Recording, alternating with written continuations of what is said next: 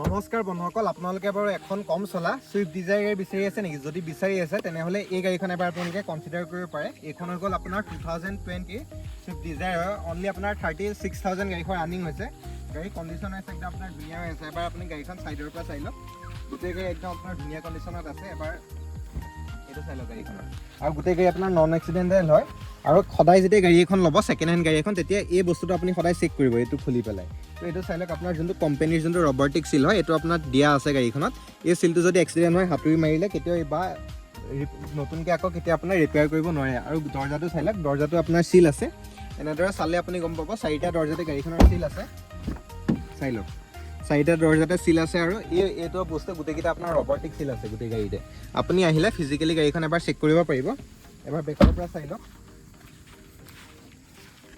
নাম্বাৰটো চাই লওক, AS02AD7255, ফাৰ্ষ্ট অনাৰ গাড়ী হয়, 2000 আপোনাৰ 20 গাড়ী হয়, অক্টোবৰৰ গাড়ী হয় গাড়ীখন। আৰু গোটেই গাড়ীত আপোনাৰ ক্ৰোমৰ নেকলিং লাগি আছে, চিট কভাৰৰ কণ্ডিশ্যন ধুনীয়া হৈ আছে। আফটাৰ মাৰ্কেট আপোনাৰ 3D আপোনাৰ যোনটো এইটো মেট লাগি আছে গোটেই গাড়ীত, দুইটা ইয়াতো লাগি আছে, আপোনাৰ ইয়াতো লাগি আছে আপোনাৰ।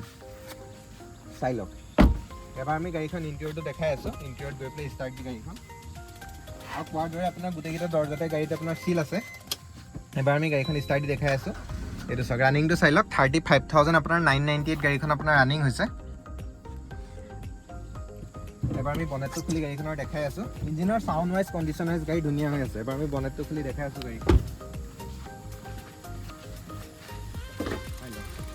এপ্ৰন দুটা চাই লওক, সাধাৰণতে গাড়ীখনতে সদায় এপ্ৰন দুটা চেক কৰিব। দুইটা এপ্ৰন একদম ধুনীয়াকৈ গাড়ী ইনটেক্ট আছে।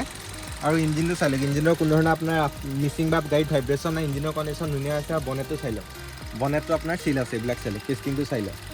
আৰু গোটেই গাড়ী আপোনাৰ যোনটো ৰানিংটো আছে, আপোনাৰ কোম্পানী গাড়ী ৰেকৰ্ড আছে। এবাৰ আমি ষ্টাৰ্টটো অফ কৰি লওঁ।